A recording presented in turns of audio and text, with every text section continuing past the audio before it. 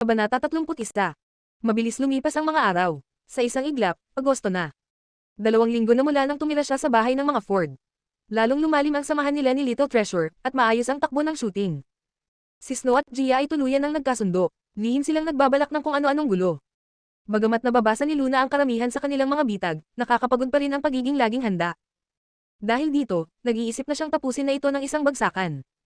Pero may isang bagay na nakakapagtaka. Parang may taong lihim na tumutulong sa kanya. Sa ilang pagkakataon na hindi niya napansin ang mga patibong ni Snow at Gia, may pumapansin dito at nagbibigay ng didirektang babala sa kanya. Sino ito? May isang tao bang hindi kayang tiisin ang kayabangan ni Gia Queen? Sa ngayon, hindi na lang niya ito masyadong inisip. Mas malaki pa ang sakit ng ulo niya ngayon. Kailangan niyang sunduin ang isang nakakainis na tao sa paliparan ngayong gabi. Kanina pa siya tinatawagan nito ng halos 12-dosenang beses habang nasa shooting. Pagkatapos ng trabaho, bumalik si Luna sa mansiyon ng mga Ford upang kumuha ng gamit. Pagkapasok niya, nasa sala si Lucas, abala sa pagbabasa ng dyaryo. Nang makita siya, natural na natural ang tono ng kanyang boses nang magsalita na parang isang asawang nag-aalok ng hapunan. Nandito ka na, may bagong bukas na hotpot restaurant. Kumain tayo roon kasama si Little Treasure ngayong gabi. Napakurap si Luna. Ano tong nararamdaman niya? Bagamat 2 linggo pa lang siyang nakatira rito, parang normal na sa kanya ang ganitong klaseng usapan kay Lucas. Parang, pamilya sila. Siya, si Little Treasure, at si Lucas Ford, isang pamilyang 3 ang miyembro. Mabilis niyang pinalis ang kakaibang iniisip at bumalik sa katotohanan. Hindi pwede ngayong gabi. Medyo nag-aalang ang sagot niya. Kailangan kong sunduin ang isang tao sa airport. Medyo gagabihin ako. Kung gusto ni Little Treasure ng hotpot, kayo na lang muna. Napatingin si Lucas mula sa kanyang dyaryo, saka sinabi sa malamig ngunit malalim na tinig. Hindi siya aalis ng bahay kung wala ka. Napakamot si Luna. Sige, sa susunod na lang tayo sabay-sabay. Ngunit ibinaba ni Lucas ang dyaryo at tumingin sa kanya ng may kakaibang titig. Sino ang susunduin mo? Isang kaibigan. Sagot ni Luna, medyo asiwa. Babae o lalaki? Anong klaseng tanong to? Hindi naman lingid kay Luna ang kakaibang pagtrato sa kanya ni Lucas. Ngunit tuwing mararamdaman niyang tila may ibang kahulugan ang kilos nito, laging humihinto ang lalaki sa hangganan ng pagiging mabuting kaibigan. Kung masyado siyang magiging sensitibo, baka isipin pa ng iba na siya lang ang nag-iilusyon. Kaya naman, nang marinig niya ang tanong na tila simpleng usapan lang, sumagot siya sa normal na paraan. Lalaki. Bahagyang naningkit ang mga mata ni Lucas, tila may malalim na iniisip. Babalik ka pa ba ngayong gabi? Unti-unti nang nagiging mas personal ang mga tanong nito. Ginamit ni Luna ang kanyang husay sa pag-arte at nagpanggap na hindi niya napansin ang nakatagong kahulugan sa tanong. Hindi pa ako sigurado, tatawagan na lang kita, sige, aakyat na muna ako. Alam niyang tiyak na may hindi inaasahang mangyayari mamaya. At kung hindi niya mapigilan ang sarili, baka bugbugin niya buong gabi ang walang hiya niyang alaga na si Dave Thompson. Mabilis niyang kinuha ang isang malaking itim na duffel bag mula sa itaas at bumaba para magpaalam kay Little Treasure. Mahigpit niya itong niyakap at hinalikan. Nang makitang parang lilipad sa pagmamadali si Luna, lumamig ang ekspresyon ni Lucas. Para siyang isang snowstorm sa gitna ng Agosto. Sa kabilang banda, si Little Treasure, ang batang hindi interesado sa kahit anong maliban kay Luna ay napansin ang lungkot sa mukha ng kanyang daddy. Dahil dito, sumulat siya sa kanyang notepad, sa kamarahang tinusok ng maliit niyang daliri ang braso ng ama. Napatingin si Lucas sa isinulat ng anak. Tinatanong mo ako kung bakit ako malungkot. Bahagyang tumaas ang kilay niya. Sandali siyang nag-isip, bago marahang nagsalita. Paano kung isang araw, si Tita Luna ay maging pag-aari na ng iba? Kung may iba na siyang tinatawag na darling, kung may iba na siyang hinahalikan sa umaga, sa gabi, at sa tuwing magpapalam, kung may iba na siyang kasamang kumakain ng hotpot. At wala ka ng karapatang hanapin siya, magalit sa kanya, o kahit magtanong tungkol sa kanya. Matutuwa ka ba? Nanlaki ang mga mata ni Little Treasure. Para bang gumuho ang langit. Dahil dito, bahagyang kumalma si Lucas. Ngunit hindi niya inasahan ang sumunod na mangyayari. Biglang kinuha ni Little Treasure ang cellphone ng kanyang walang pusong ama at agad na nagpadala ng reklamo kay Tita Luna. Nagpadala siya ng isang umiiyak na emoji. Si Luna, nakasalukuyang nagmamadaling papunta sa airport, agad na naalarma nang matanggap ang mensahe. Ang akala niya, nalungkot ang bata dahil hindi sila makakakain ng hotpot ngayong gabi. Dahil dito, agad niyang pinuno ng matatamis na salita ang kanyang sagot upang pakalmayan ito. Hi, darling, anong nangyari? Malungkot ka, huwag ka nang malungkot, kasi kung malungkot ka, malulungkot din si tita. May mahalaga lang talagang kailangan gawin si tita ngayong gabi, pero bukas, siguradong sabay tayong kakain ng hotpot, okay? Mamahalin kita ng 1,000 taon. Paborito ko ang ngiti mo, darling. Pagkakita ni Little Treasure sa sagot ni Luna, biglang napawi ang kanyang mga luha. Sa halip, isang malawak na ngiti ang pumalit sa kanyang mukha. Napakabilis niyang ipinakita ang cellphone sa kanyang daddy, tila ipinagyayabang ang matamis na mensahe mula kay Tita Luna. Tiningnan ni Lucas ang screen ng phone. At naramdaman niyang parang may tumarak na kutsilyo sa kanyang puso. Kabanata 32. 2 oras ang lumipas. Sa airport, naroon na si Luna at handa nang salubungin ang isang sakit sa ulo. Alam na niya kung anong klaseng eksena ang sasalubong sa kanya, ngunit kahit ganoon, hindi pa rin siya handa sa nasaksihan. Ah, Dave. Dave Thompson. Opa, tumingin ka rito. Mahal kita. Gusto kitang ipanganak ulit bilang anak ko. Dave, ikaw ang pinakagwapo. Lagi kang susuportahan ni Iza. Hindi lang mga dalagita ang nakikipagsisikan sa karamihan. May mga middle-aged na babae at pati na rin ilang kalalakihan. Buong airport security ay nakadeploy na, ngunit hindi pa rin mapigilan ang kaguluhan. Sa gitna ng hiyawan, isang pamilyar na malalim at mapang-akit na tinig ang umalangaw. Mga mahal ko, baka pwedeng hinaan natin ang sigaw.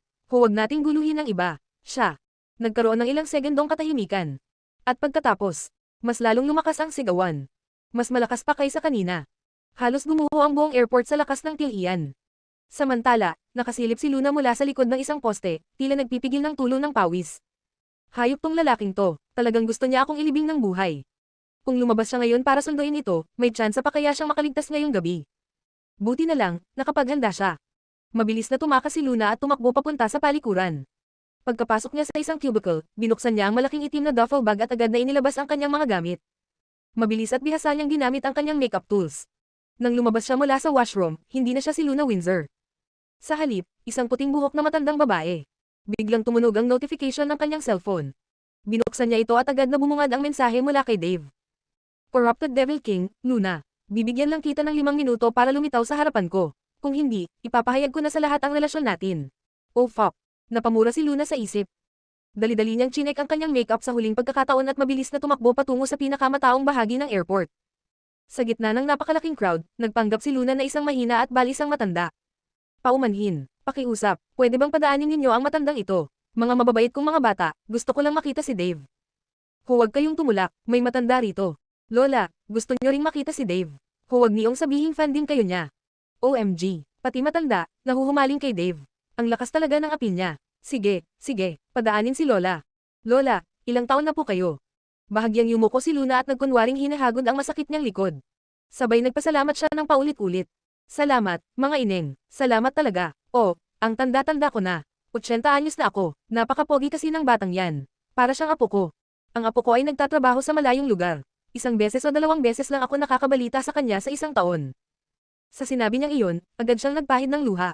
Dave, may granny fan ka rito. Dapat mo siyang makita. Oo nga, kahit saglit lang. Ang lungkot ni Lola. Dahil sa mainit na suporta ng mga fans, mabilis siyang itinulak papunta sa harapan. Sa gitna ng nagkakagulong crowd, relax na itinaas ni Dave ang kamay at sinuklay gamit ang mga daliri ang kanyang magulong blonde hair. Dahan-dahan niyang tinanggal ang kanyang sunglasses. Sa kanyang gwapong mukha, lumitaw ang bahagyang pagdududa. Granny fan. Oo, 80 anyos na siya. Pumunta pa talaga siya rito sa init ng araw para makita ka. Ang sabi niya, kamukha mo raw ang apo niyang nasa abroad. Dahan-daang tumingin si Dave sa direksyon na binuksan ng crowd, at doon, nakita niya ang isang kulubot na matandang babae, nakasuot ng simpleng damit, may hawak na tungkod. Ang mukha ni Dave ay biglang nagkaroon ng masalimuot na ekspresyon. What the fudge? Gamit ang natitirang kapiranggot niyang pasensya, napigil niya ang mura na gustong sumabog mula sa kanyang bibig. Ngunit ang tingin niya sa matandang babae, ay parang gusto niya itong sakalin sa galit. Siyempre, nangyari lahat ito sa loob ng 1 segundo lang. Kaya hindi napansin ng mga fans ang biglang pagbabago ng kanyang ekspresyon. Apo ko, mahal kong apo. Biglang yamakap si Luna kay Dave, mabilis na sinabunutan ang kanyang buhok, sabay hagulgol na parang gumuho ang kanyang mundo. Miss na miss ka na ni Lola. Huhuhu. Nakita ng lahat ang nakakaantig na eksenang ito, kaya hindi nila napigilan ang sarili at sumabay sa pag-iyak. Sunod-sunod din ang pag-click ng mga kamera ng media, kinukunan ng napakagandang reunion ng maglola. Sa gitna ng drama, nanginig sa galit si Dave. Luna, hintayin mo lang mamaya. Mahina ngunit may puot niyang bulong sa tainga ng babae. Apo ko, mahal kong apo. Bakit ka pamayat? Ang sakit ng puso ni Lola para sa'yo. Mas lalong inararo ni Luna ang buhok ni Dave, ginawang pugad ng ibon. Puta. Halos hindi na niya mapigilan ang sarili niyang sumabog.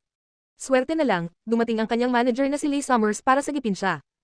Ahem, mga kaibigan, medyo emosyonal na masyado si Lola. Mukhang mahina ang katawan niya, kaya ihahatid na namin siya pauwi. Nakasuot pa rin si Dave ng isang mapagmahal at maalagaing ekspresyon, ngunit sa likod nito. Mariin niyang pinisil ang kamay ni Luna. Isang tahimik ngunit malinaw na babala. Habang lumalabas sila ng airport, parang taking time bomb ang tensyon sa pagitan nila. Sa loob-loob ni Luna, patay. Mamaya, siguradong giyera ito. Pero sa ngayon, buhay pa siya. At iyon ang pinakamahalaga.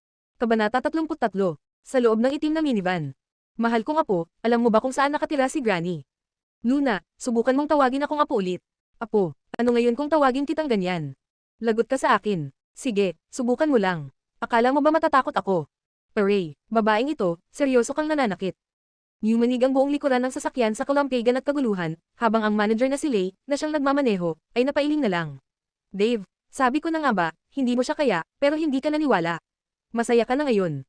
Bukas, magbabago na ang headline mula sa Chick Picks Dave Thompson up from the airport, patungo sa Old Lady Picks Dave Thompson up from the airport. Si Dave, nakasalukuyang nakadagan sa upuan at hindi makapalag dahil kay Luna, ay napamura. Tumahimik ka nga.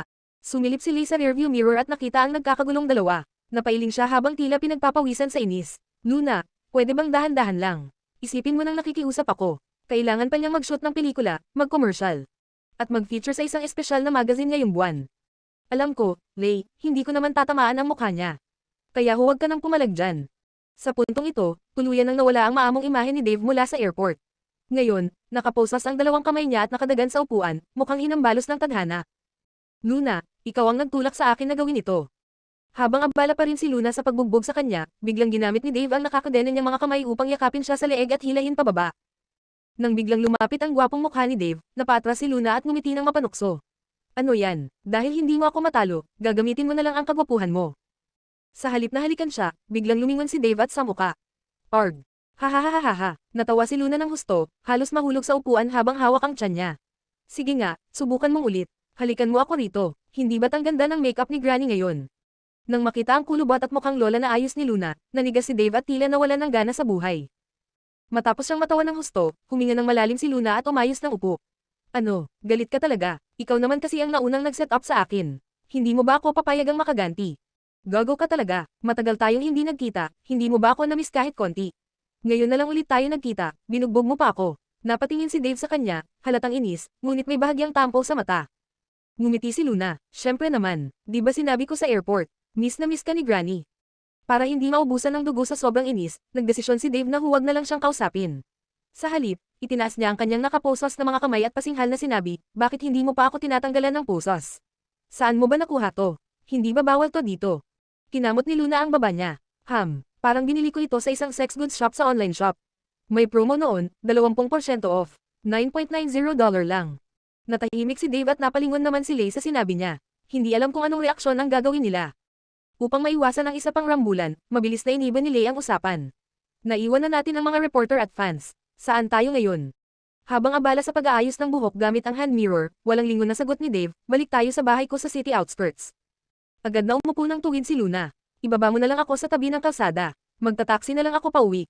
Hey, akala mo makakatakas ka ngayon? Tingnan natin kung paano ka makakatakas. Mapanlin lang nang umiti si Dave bago inilock ang mga pinto ng sasakyan. Napabuntong hininga si Luna, alam na niyang mangyayari ito.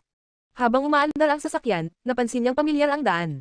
Hoy, Mr. Rich Boy Dave Thompson, may property ka dito. Dito sa Platinum Palace, tanong ni Luna, nagdududa. Napasinggal si Dave. Oo, bakit? Bigla mo bang gustong kumapit sa akin? Pasensya ka, huli na. Maliban na lang kung tatawagan mo akong my love. Napangiwi si Luna. Hindi nga kaya, napaka-coincidence naman ito.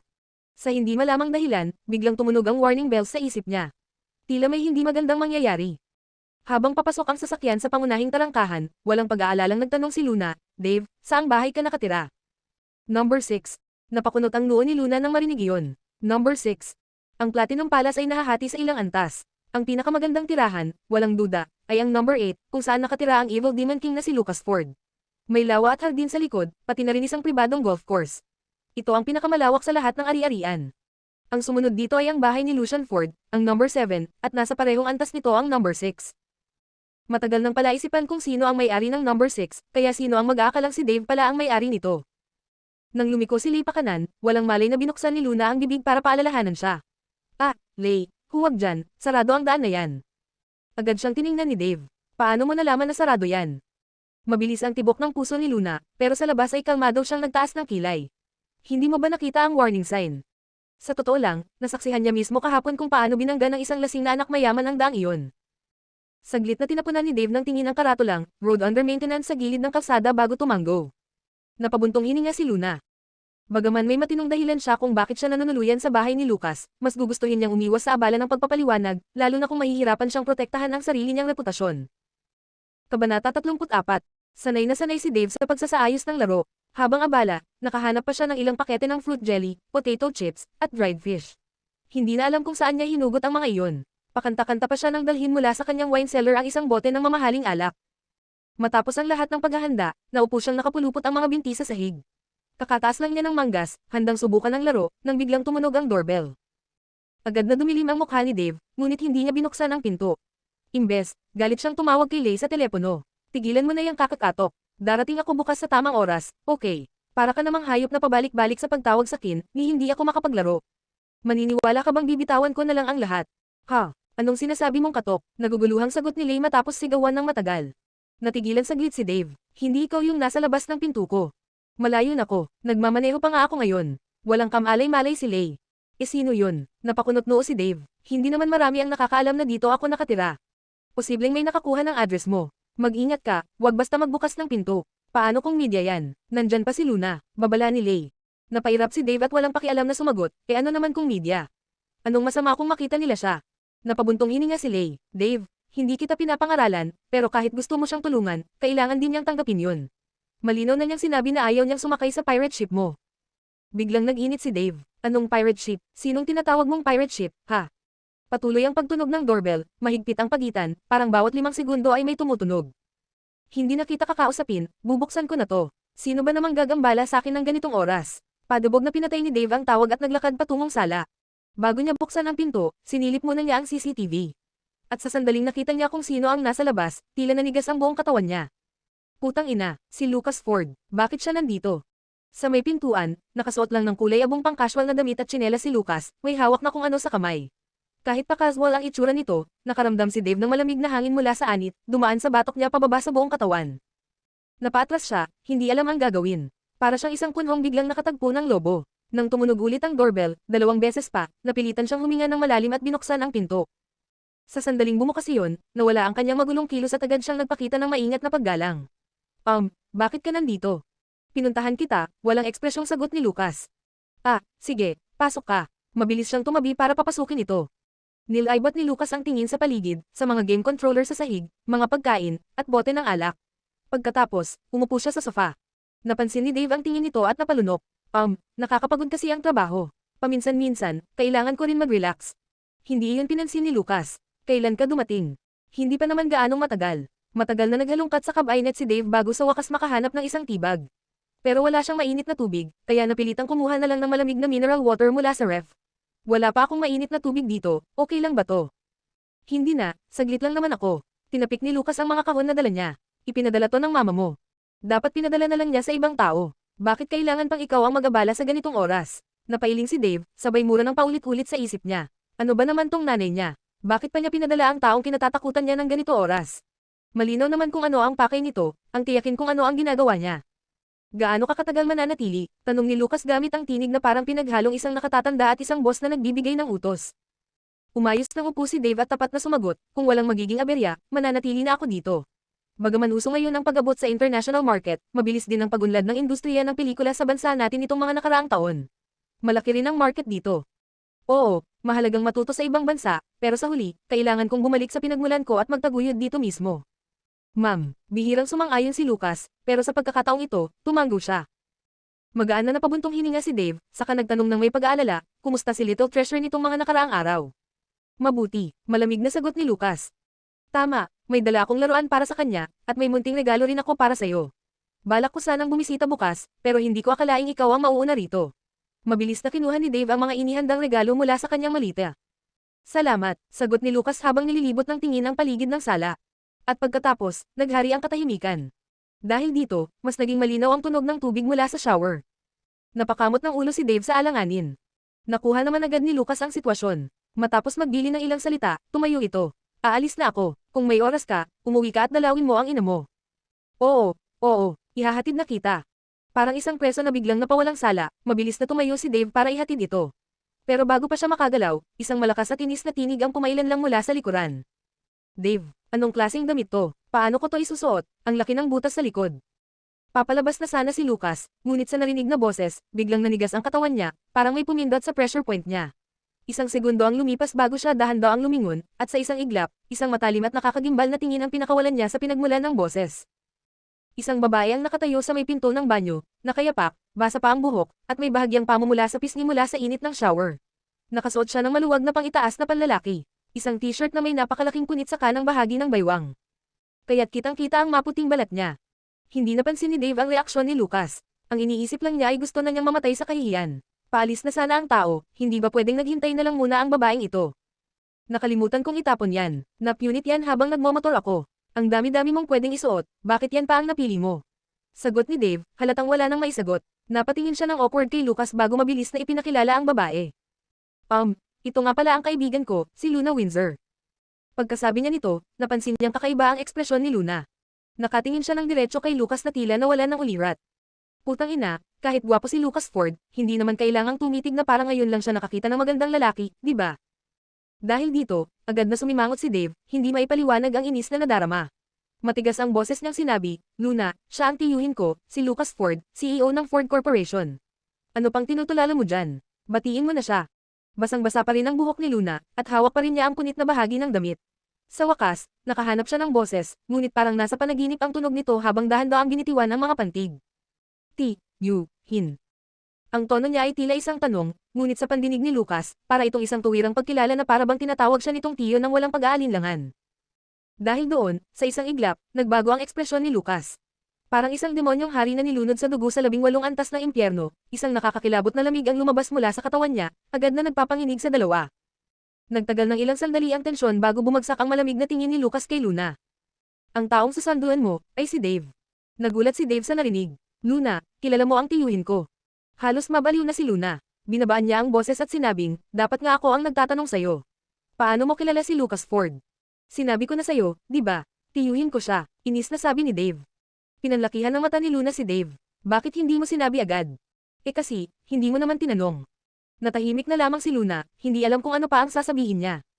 Si Dave naman ngayon ang nagtaka. Kung ganun, paano mo naman kilala ang tiyuhin ko? Nagtama ang tingin niya sa dalawa, at habang tumatagal ang pagtingin niya, lalo lang siyang kinikilabutan. Parang may mali, pero hindi niya matukoy kung ano. Si Luna naman ay napahawak sa noo, pakiramdam niya ay pagod na pagod siya, hindi lang sa katawan kundi pati sa puso. Mahabang kwento. Ang sagot niyang iyon ay hindi lang para kay Dave kundi para rin kay Lucas. Gusto man ni Dave na umusisa pa, hindi siya makapagsalita ng malaya dahil sa presensya ni Lucas. Samantala, mula sa bagong polygon katawan ni Luna na nagiiwan ng banayad na halimuyak sa hangin. Nakalabas ang mahahabang mapuputing binti niya mula sa ilalim ng maluwag na t-shirt. Ang isa niyang kamay ay pilit na tinatakpan ang butas sa damit, pero sa halip na may tago ito. Lalo lang itong naging kapansin-pansin. Ang eksenang ito ay tila gasolina sa apoy. Ang ideya ng isang babaeng gaya ni Luna na naglalagi sa bahay ng ibang lalaki, lalo na sa ganitong itsura, ay nagdala kay Lucas sa isang estado na halos gusto niyang wasakin ang lahat. Sa loob-loob niya, ilang beses na siyang nag-alboroto, pero sa labas, nanatiling malamig ang ekspresyon niya. Pasimpleng tiningnan niya si Luna at malamig na nagtanong, dito ka ba mananatili o sasama ka sa akin pabalik? Sa simpleng tanong na iyon ay may hindi nakikitang bigat. Nanlaki ang mga mata ni Dave, punong-puno ng pagkagulat at hindi makapaniwala. Anong ibig sabihin nito? Hindi lang pala sila magkakilala, mukhang magkasama pa sila. Napatingin si Luna kay Lucas, na parabang nagbabaga sa lamig, tapos kay Dave, na parang may lumiliyab na apoy sa mata. Napalunok siya ng husto bago sumagot, ako, sasama ako pabalik. Sa sagot niyang iyon, bahagyang lumamig ang presensya ni Lucas.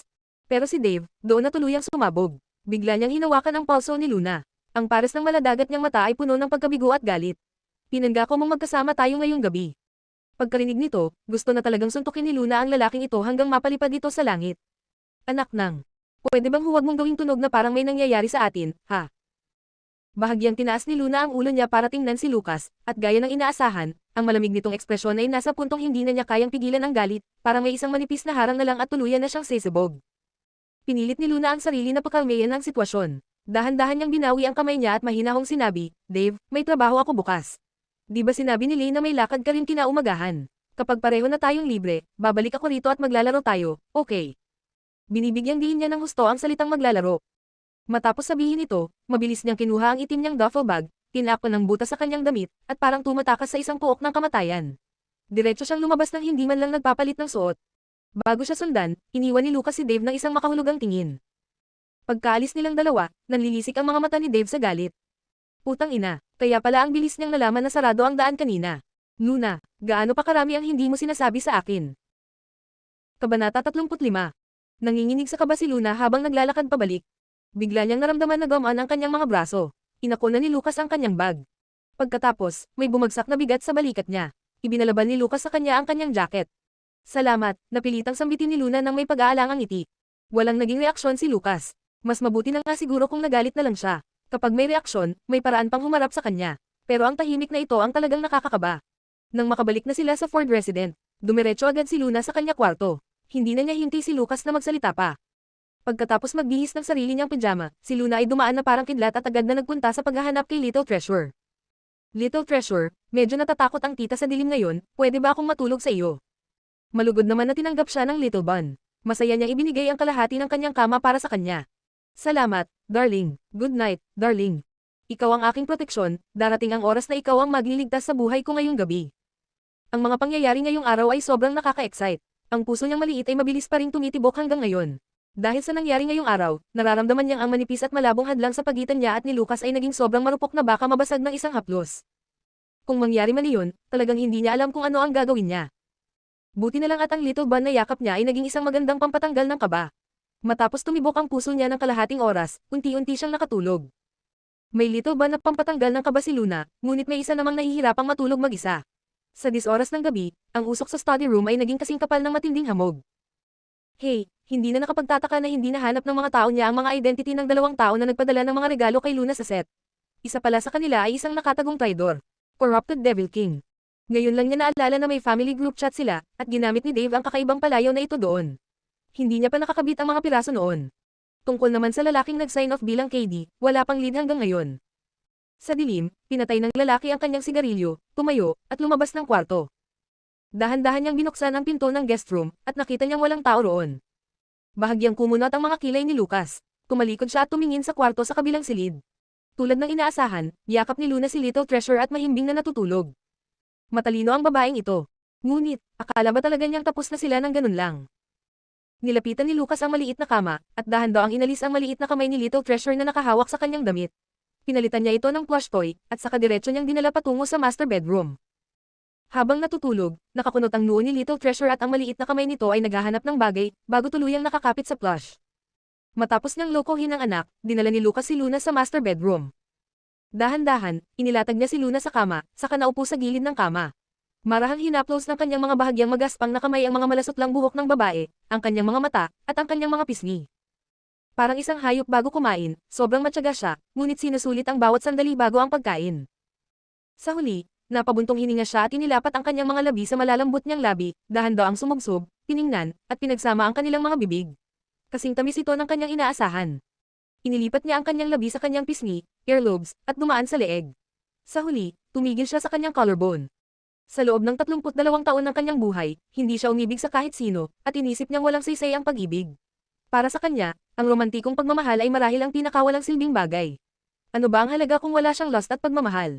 Talaga bang mahalaga iyon? Hindi niya naisip na darating ang panahon na ang pag-ibig ay papasok sa buhay niya sa ganitong paraan. Ang babaeng 8 taon ang agwat ng edad sa kanya ang siyang kukumplito sa kanya. Ang buhay niya ay hindi na tungkol sa malamig na plano at mahihirap na numero, kundi punong-puno ng kalambutin, pananabik, init, tamis, at kasiyahan. Kasabay nito ay ang galit, kalupitan, impulsiveness, at desire. Pag naisip niya ang nangyari sa bahay ni Dave, ang matinding pagkagalit ay agad na sumiklab. Hindi sinasadyang nagdagdag siya ng lakas, at sa susunod na segundo, ang amoy ng dugo ay sumabog sa kanilang magkakabit na labi. Nakakunot ang noo ng babaeng nasa ilalim niya at tumigas ang likod ni Lucas. Ngunit tinitigan lang niya ito habang pinapagana ang kanyang mga labi bago siya muling pumasok sa malalim na pagtulog. Walang malasakit at walang iniisip. Ginamit ni Lucas ang kanyang daliri upang hawakan ang kanyang basa at namamagang mga labi. Ang apoy ay sumabog sa kanyang mga mata at naramdaman niyang gusto niyang kalimutan ang lahat ng kahihinatnan at gisingin siya sa isang halik. Nakatulog si Luna buong magdamag hanggang sa magising siya ng kusa kinabukasan. Ang tulog niya kagabi ay sobrang komportable na parang may hindi tama. Bakit parang masakit ang isang bahagi ng kanyang labi? Baka nabaon niya ito habang natutulog. Masasabing magaspang ba na kinagat niya ang sarili? Pagdating sa almusal, walang kakaibang nangyari. Nang makita ni Luna kung paano ang bihis si Lucas, mukhang babalik siya sa trabaho ngayon.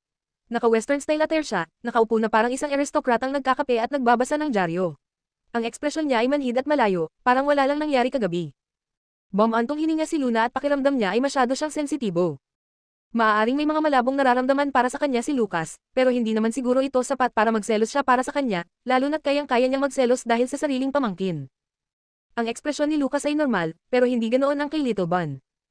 Maaga pa lang, si Little Bon ay may seryosong mukha at parang nagtatampo, parang may isang bagay na inagaw sa kanya. Inilagay ni Luna ang isang steamed dumpling sa bowl ni Little Bon at nagtanong ng mahinahon, "Darling, anong nangyari?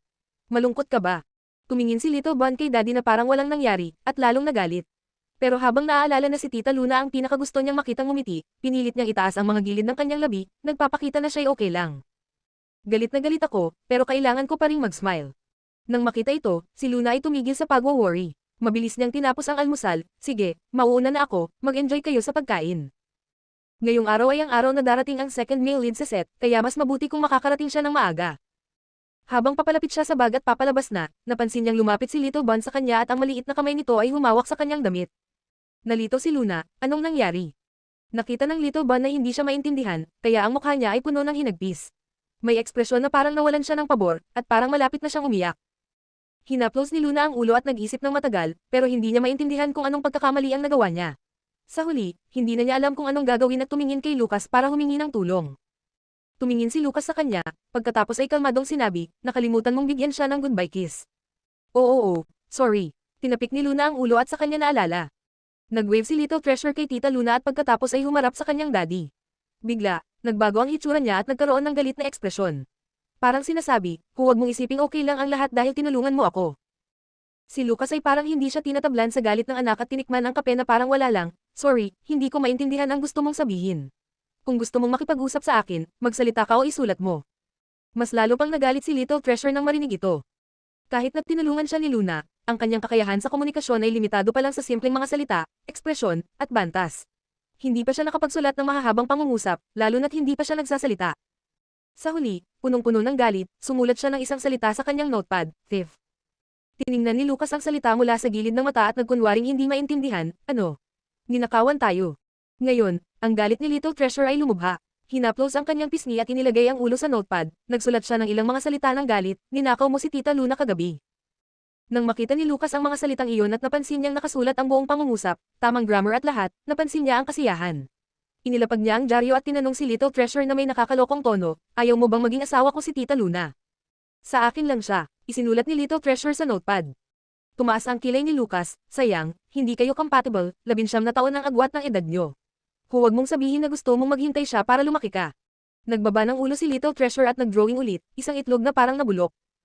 Tinitigan ni Lucas ang itlog na buhay na parang nabulok, at ngumiti ng bahagya. "Tama lang ako, di ba?" Pagkatapos niyang sabihin iyon, tumigil sandali at nagpatuloy na may nakakalokong tono, "Pero kung siya ay magiging asawa ko, mag-iiba ang lahat. Magiging mommy mo siya." "Mommy." Nang marinig ang salitang iyon, tumigil si Little Treasure ng saglit. Tumingin siya sa baba, nag-isip ng malalim, at ang kanyang labis na kalituhan at pag-aalinlangan ay malinaw na makikita sa kanyang mukha. Kabanata 36. Ang cast at crew ay pareho pa rin gaya ng dati, walang pagbabago dahil sa hindi pa dumarating na pangalawang male lead. Isang grupo ng mga kabataang babae ang nakapaligid sa male lead, si Troy Prescott.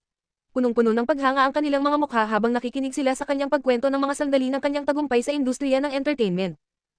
Mas lalo pang naging malapit sina Gia at Snow, at kasalukuyang pinag-uusapan ang diamond bracelet na bagong bili ng kanyang ama. Si Luna lang ang tila nagmamasid sa paligid, dahil marami siyang eksena kasama ang pangalawang male lead. Malaki ang magiging epekto ng kakayahan ng pangalawang male lead sa kanyang trabaho. Ipinagmamayabang ni Gia ang kumikinang na diamond bracelet sa kanyang braso, na may ekspresyon ng pagtanggi kay Luna. "Snow, tingnan mo kung gaano siya interesado sa pagdating ng lalaking yan. Talaga bang naniwala siya sa sinabi ng direktor? Akala ba niya na darating ang isang mahusay na aktor dahil naghihintay lang siya?" Nagkaroon ng malungkot na ekspresyon si Snow nang marinig ito, at nagsalita siya ng may hindi kasiyahan, "Nako, huwag mong laging pintasan si Luna. Siya ang may pinakamaraming eksena kasama ang pangalawang male lead, natural lang na siya'y mag-aalala." Marami nga silang eksena, pati na ang mga halikan at mga bed scenes. Mabuti na lang at hindi ko tinanggap ang role na yan, kung hindi, baka ako pa ang mapakinabangan. Masaya pang sabi ni Gia. Pagkatapos niyang sabihin iyon, tiningnan niya si Snow nang may inggit, "Snow, ikaw pa rin ang pinakamaganda ang buhay. Ang boyfriend mo, ang gwapo, pati na rin ang partner mo, ang gwapo." Sa puntong iyon, narinig ang masiglang boses ng direktor na si Direk Gilbert mula sa pintuan ng set. "Halika kayo, ang pangalawang male lead, ang aktor na gaganap bilang makapangyarihang doktor na si Jiang Wei ay nandito. Halina't magbatian." Sumagot ng mga pabirong saloobin ang cast at crew, at si Troy ay walang balak tumayo. Ang mga kabataang babae ay patuloy na nakapaligid sa kanya, naghihintay upang ipabasa ang kanilang mga palad. Nagangat ng kilay si Gia at hindi na lang tumingin. Si Snow naman ay nagayos ng makeup bago tumayo at pinilit siyang maglakad papunta roon, "Dapat tayong magtungo at batiin siya, kasamahan pa rin natin sila." Dahil dito, hindi na napigilan ni Gia at sumunod siya kay Snow palabas ng break room. Si Luna naman ay mabilis na tumakbo patungo roon, at nang marating ito ay tumingin siya sa paligid. Sa isang saglit, natigilan siya, parang tinamaan ng kidlat. Ang lalaking katabi ng direktor ay. Nang makita niyang blonde ang buhok, kahit pasubukan niyang dayin ang sarili at isipin na mali ang nakita, imposibleng mali siya. Bakit ang pangalawang male lead ay siya? Hindi, ito, totoo. Mula sa direksyon ng pintuan, biglang sumigaw si Leo, ang errand boy, na parang pinatay. Nagkunot ang noo ni Gia, baliw ka ba? Anong klaseng sigaw yan? Matapos niyang sabihin ito, tumingin siya at nakita ang lalaking sumusunod sa direktor. Napasigaw din siya ng gulat. Anong nangyari? Tanong ni Snow. Dave Thompson. Snow, si Dave Thompson. Sabay hawak ni Gia sa braso ni Snow ng puno ng excitement. Sumunod si Snow sa tinuturo ni Gia. Nakita nila na ang direktor ay masayang naglalakad sa unahan, ang kanyang pakikitungo ay magalang at maaalalahanin, habang isang blonde na lalaki ang sumusunod mula sa likuran. Nakasuot siya ng makulay at trendy na t-shirt at shorts, isang kamay ay nakasuksok sa bulsa, at may anyo ng isang bad boy. Nang umiti at tumingin siya, makikita ang kanyang mga cute na dimples. Si Dave Thompson. Ang pangalawang male lead ay si Dave Thompson. Pati si Snow ay nagulat sa kinalabasan na ito. Ang mga kabataang babae na nakapaligid kay Troy ay mabilis na tumakbo papunta sa pintuan, parang mga gutom na lobo. Dave. Si Dave Thompson ba talaga yan? Bulag na ba ako? Bilisin, purutin niyo ako. Grabe, talagang ang isang walking aphrodisiac siya. Ang gwapo-gwapo, parang nanghihina na ang mga tuhod ko. Narinig ko pa nga na may mga granny siyang fans. Nahulog pa nga ang puso ng isang 80 taon na lola. Huwag kayong mangblock, bihira lang itong makita ng personal. Gusto ko siyang makita. Kung hindi ko makikita ng personal si Dave kahit isang beses sa buhay ko, paano ko nalang masasabing hindi ako karapat-dapat? Sino ang pinakahat na batang lalaki sa industriya ng entertainment ngayon? Walang palya, kung sino man ang tatanungin mo, sasabihin nilang si Dave Thompson. Hanggang ngayon, hindi pa rin matanggap ni Gia ang realidad. Naglalakad siya at nagsabi, may pagkakamali ba sila? Hindi ba si Dave ay nagsushooting sa ibang bansa? Bakit pa siya bumalik? Bakit siya kukuha ng maliit na role bilang pangalawang male lead?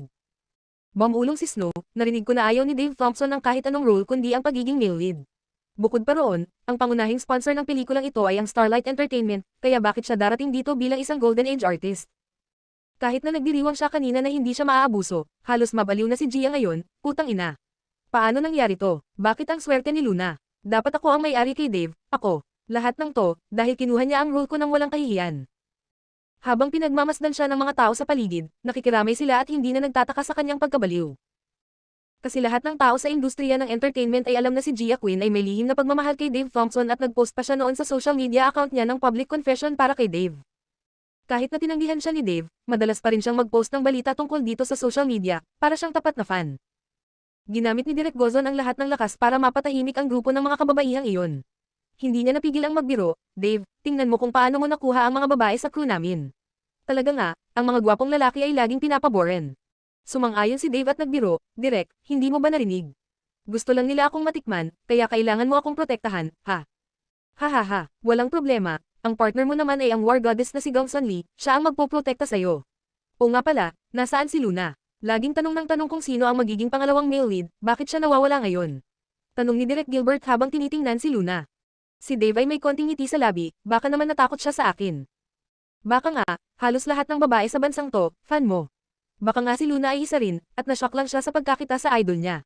Nagngisi si Direk Gilbert habang nagsasalita. Habang nag-uusap ang dalawa, si Luna ay papalapit na. Sa loob ng isang iglap, naging perpekto na ang ekspresyon ni Luna, ngumiti siya habang iniaabot ang kamay kay Dave. Senior Dave, magandang araw po. Ako po si Luna, isang karangalan kung makatrabaho kayo. Bagamat magkapareho ng edad sina Luna at Dave, dahil si Dave ay pumasok sa industriya ng mas maaga, siya ay senior at kailangan siyang igalang ni Luna. Magandang araw, kumurap si Dave, umabot upang makipagkamay, ngunit sa susunod na segundo, muntik na niyang itapon ang kamay ni Luna, na parang hindi alintana ang kanyang imahe. Ang babae na to, halos mabali ang mga buto ng kamay ko. Pilit na pinipigilan ni Dave na mapakita ang pagkabigla at nagpanggap na parang may biglang realization, Luna, ikaw pala. Oh, magkakilala ba kayo? Nagulat si Direk Gilbert nang marinig iyon. Hindi lang ang direktor, kundi pati ang buong cast at crew ay nakatutok kay Dave. Ngumiti si Dave na may tinatagong kahulugan, oo, kilala namin ang isa't isa. Nang marinig ang tono ng mga salitang iyon at makita ang mga kakaibang tingin na ibinigay sa kanya ng mga tao, halos magwala si Luna at nanginginig ang kamay niya. Nahihirapan siyang pigilin ang galit na gusto niyang hampasin siya. Nakita ng lahat na parang nawalan na ng kulay ang mukha ni Luna dahil sa galit, kaya dahan daw ang nagsalita si Dave, nagtrabaho kami sa set ng Bluebird noon. Oh, bakit hindi ko narinig na binanggit ni Luna yon? Naguguluhan si Direk Gilbert. Si Luna ay pakiramdam na parang nakaligtas sa kamatayan, pawis na pawis ang likod. Maingat niyang sinagot, Direktor Gozon, ako po ang stunt double noon para sa female lead, nakakatuwa po na naaalala po ako ni Senior Dave. Napatawa si Direk Gilbert, aba, hindi ko akalain na may ganitong pagkakakilanlan kayo. Maganda, since nagtrabaho na kayo dati at kilala ang isa't isa, siguro hindi na kailangan ng warming up. Magsimula tayo sa mas exciting, paano kaya kung mag-confrontation scene tayo? Confrontation scene, mas exciting. Direktor, wag po, hindi po kami pamilyar. May pag-aalinlangan sa tono ni Luna. Ngumiti si Dave, sige. Pakiramdam ni Luna, gusto na niyang bunutin ang mga maliit na pangil ng demonyong yun. Kabanata 37. Huwag kayong mag-alala, tingnan ko kung anong eksena ang magiging maganda. Masiglang nag-flip si Direk Gozon sa script. Habang nagmamadali at kabado si Luna sa kanyang isip, iniisip niya, Direktor, piliin mo na lang ang scene 46. Kung bibigyan mo ako ng eksenang yun, tiyak na magagawa ko ito ng maayos. Ang eksenang iyon ay tungkol kay Jiang Wei na nagligtas ng isang babae sa kampo at napagod sa tukso ng babae. Si Gongsun Li ay may matinding temper, at matapos magkamali ng pagkaunawa na siya'y niloloko, pinaghahampas siya. Parang nabasa ni Dave ang kanyang iniisip, bahagyang yumuko at ibinulong sa kanyang tainga, My dear, iniisip mo ba na may aksyon ng eksena at bubugbugin mo ako? Napatras si Luna na parang tinamaan ng kuryente, Bastard, lumayo ka sa akin.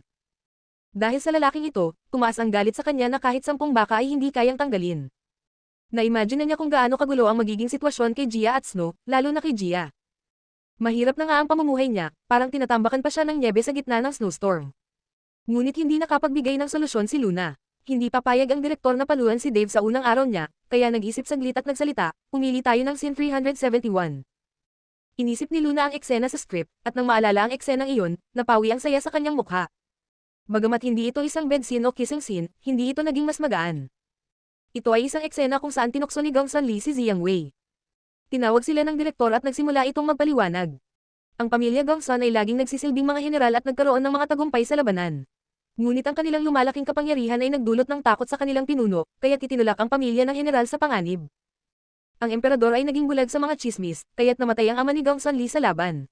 Mabuti na lamang at ang kuya ni Li, si Gongsun Fei, ay nakatayo na at pinalitan ang kanilang ama, kaya't ang little tyrant na si Li ay nakapagpatuloy ng maluwag sa buhay.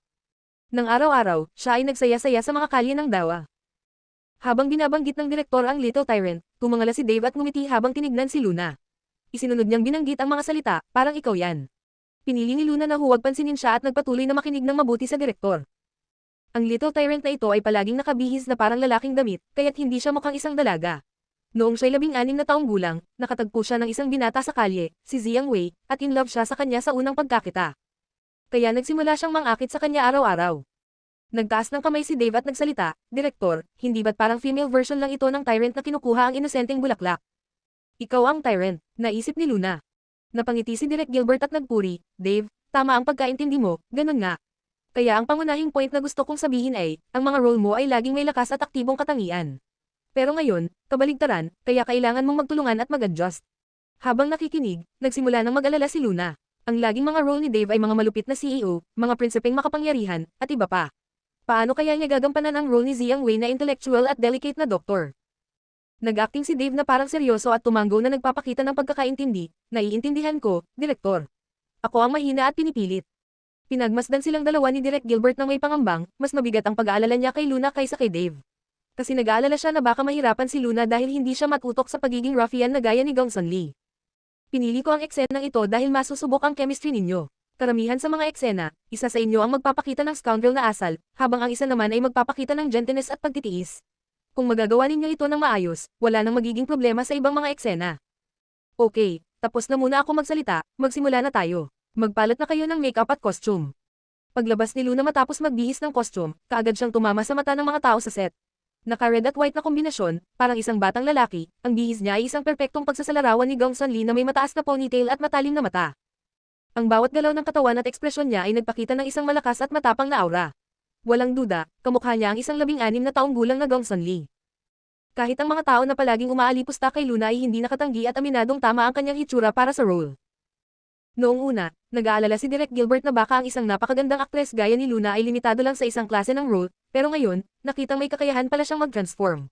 Puno ng pagpapasalamat, pinuri siya ng direktor at pagkatapos ay nagbigay ng payo, Luna mamaya. Kailangan mong maging mas malaya.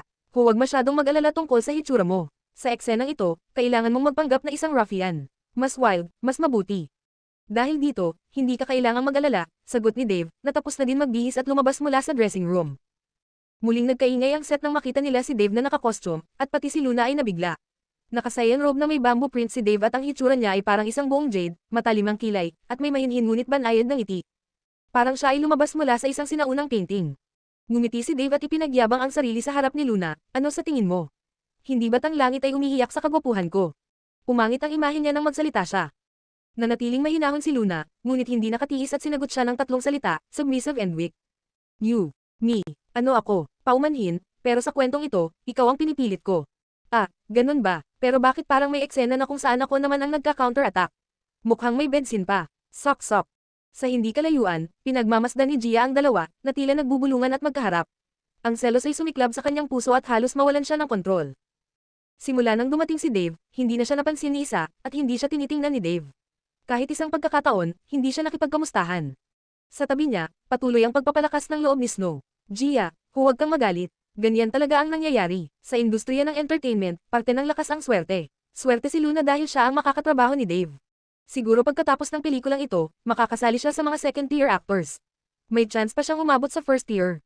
Ha, first tier. Inagaw niya ang mga bagay na dapat ay sa akin, iniisip mo ba papayag ako na magtagumpay siya ng ganun lang?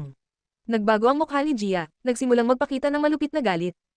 Gia, huwag kang magpadalos-dalos. Ang kumpanya ay nag-invest ng malaki kay Luna. Kung makikipag-away ka sa kanya ngayon, baka.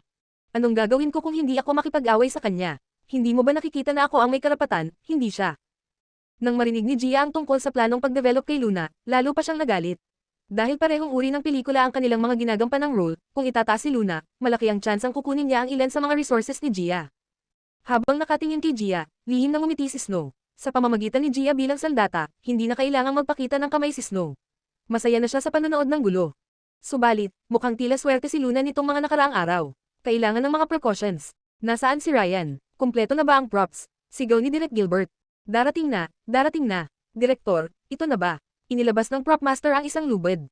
Oo, tumanggo si Direk Gilbert at tinawag si Dave. Dave, pasensya na, may ipapaabala ako sa iyo. Walang problema, kailangan lang naman ito para sa eksena. Tumanggo si Dave, seryosong humiga sa isang malaking kama at pinayagan ng prop master na itali ang kanyang mga braso at mga binti. Tama ang sinabi ng direktor. Ang eksenang ito ay, talaga namang intense. Matapos tanggihan ni Jiang Wei ang pagpapahayag ng pagmamahal ni Gong Sanli, agad siyang dinukot at dinala sa bahay. Ang mga kabataang babae sa set ay halos magwala sa excitement matapos makita ang eksenang iyon. Ah, Dave sa bondage play. Kahit sa mga panaginip ko, iniisip ko na itali si Dave at ihagis siya sa kama. Ano bang excitement yan? Hindi ka naman kasali roon.